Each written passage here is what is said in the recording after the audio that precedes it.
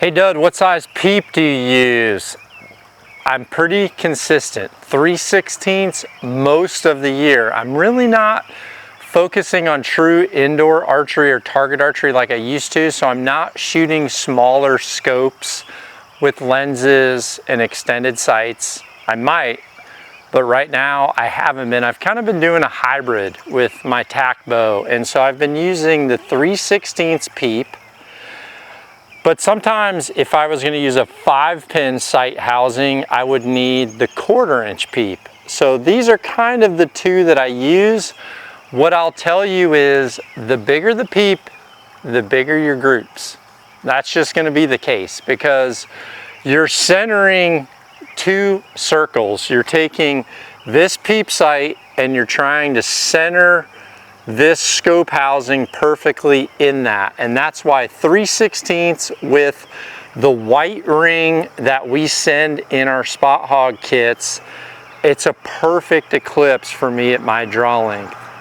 Now if I went to the bigger housing for multiple pins, I would have to go to a slightly bigger peep sight so that I could see that entire radius.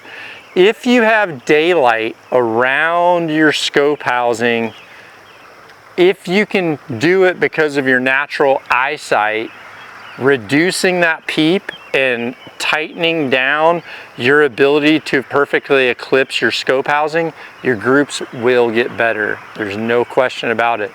The smaller the peep, the more you have to focus on centering that pin in the peep.